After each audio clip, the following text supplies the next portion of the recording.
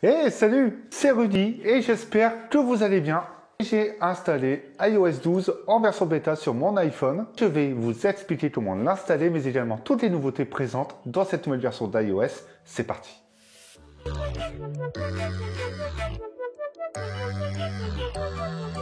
Alors, commençons par le commencement. Comment installer iOS 12 sur votre iPhone, iPad ou même iPod? Eh bien, c'est tout simple. Tous les appareils sous iOS 11 sont donc compatibles avec iOS 12. Juste là, tout va bien.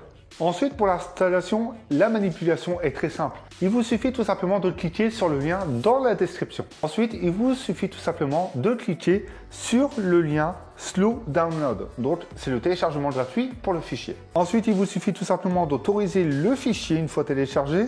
Appuyez maintenant sur Installer et une fois que c'est fait, il vous suffit de lire la clause de confidentialité, donc de confirmer l'installation. Une fois fait, vous cliquez sur redémarrer, l'appareil redémarrera automatiquement. Une fois que l'appareil a redémarré, il vous suffit tout simplement d'aller dans les réglages, général, mise à jour logiciel. À partir de là, vous cliquez sur télécharger et installer. Alors le téléchargement se fera en plusieurs minutes, dépend de l'iPhone que vous avez et s'installera automatiquement. L'appareil aura redémarré, il vous suffira tout simplement de vérifier s'il est bien sous la version d'iOS 12. À savoir également que c'est une version bêta et qu'elle est blindée de bugs. Pensez bien à faire une sauvegarde de votre iPhone sous iOS 11.4 avant de commencer cette manipulation. La sauvegarde se fera depuis iTunes ou même depuis votre appareil avec le compte iCloud. Ou alors vous trouverez le lien dans la description qui vous ramènera directement vers le site d'Apple. Alors, première nouveauté sur iOS 12, c'est les performances globales. Et oui, les performances ont été revues à la hausse suite aux problèmes qu'a causé iOS 11. Et Apple avait donc promis plus de performance, plus de stabilité et un OS plus optimisé surtout. Et promet donc un lancement des applications 40% plus rapide, un lancement du clavier 50% plus rapide et un lancement de l'application photo 70% plus rapide. Le CPU va fournir l'intégralité de ses ressources, mais attention, les performances augmenteront, elles diminueront assez rapidement également. Et encore une fois, cette diminution se fera pour préserver la batterie. C'est vrai que sur mon iPhone SE, j'ai vraiment ressenti une meilleure fluidité et une meilleure rapidité au lancement de certaines applications. Le système de notification a été revu. Vous pouvez maintenant régler l'affichage des notifications depuis l'écran, donc vous pourrez tout simplement les gérer. Il détecte plus facilement les notifications prioritaires et les notifications inutiles. Il peut même proposer de les supprimer. Le grand changement, c'est tout simplement les notifications groupées. Ça vous permet vraiment d'avoir qu'une notification avec plusieurs fenêtres qui apparaissent et une fois que vous appuierez dessus, vous verrez toutes les notifications d'une même application. Vous pourrez supprimer soit une notification, soit toutes celles du groupe. Apple a également présenté l'application ScreenTime. Qu'est-ce que c'est? Eh bien, c'est tout simplement votre gestion de smartphone. C'est-à-dire que vous pouvez savoir ce que vous faites sur votre smartphone. Globalement, c'est comment vous l'utilisez et le temps que vous passez dessus. Vous pourrez donc créer des limites d'utilisation de certaines applications, même de votre smartphone. Le mode dérangé a également évolué. Sur l'iPhone 10, vous aurez comme un système de Always on Display si vous appuyez sur l'écran de veille. Alors l'application Stock, donc l'application Action a également évolué et surtout permet de lire des articles liés au flux de bourse que vous avez choisi. Pratique pour les friands de cette application. L'application News fusionne maintenant avec Action. L'application Dictaphone a été changée et elle est plutôt sympa. Il était temps qu'elle connaisse un réel changement. Elle s'uniformise vraiment avec iOS. Il y a également les mémos vocaux qui seront synchronisés sur iCloud. L'application iBoots devient Apple Boots et le thème général s'adapte maintenant à celui de l'App Store. Vous avez même la prévisualisation de la lecture en cours dans l'onglet Lecture.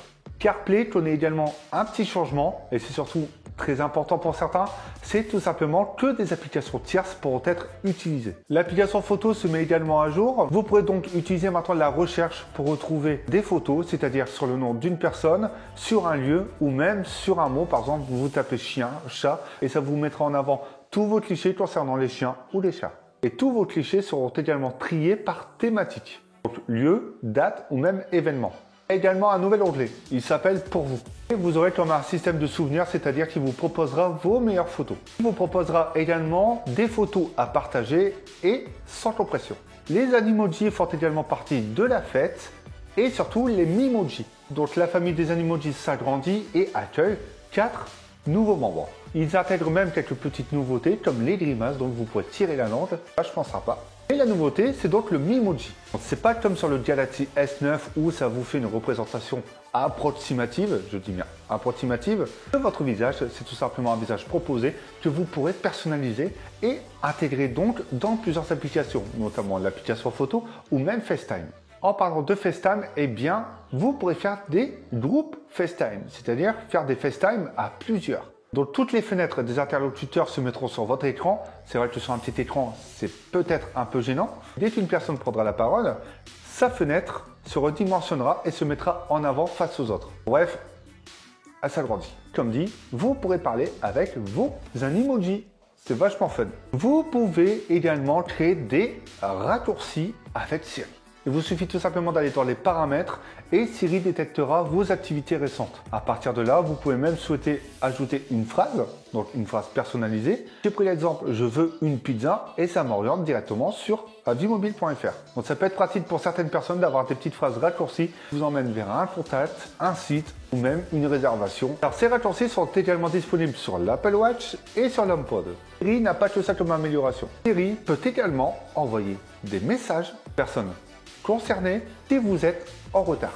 C'est-à-dire qu'il vous proposera d'envoyer un message au groupe de personnes avec qui vous aviez rendez-vous pour annoncer que vous serez en retard. Dernière nouveauté, la réalité augmentée. Et oui, Apple a amélioré AirKit. La première chose, c'est que les fichiers seront unifiés déjà pour se rendre compatible avec toute la suite Adobe depuis le cloud. Ça facilitera tout simplement le partage de ces fichiers entre tous les appareils. AirKit permet également de mieux interagir avec un objet réel, mais également un objet sur le web.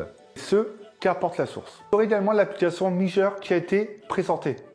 C'est une application de mesure. Elle vous permet justement de mesurer un objet, un volume ou même une surface complète. Bien évidemment, ça restera approximatif.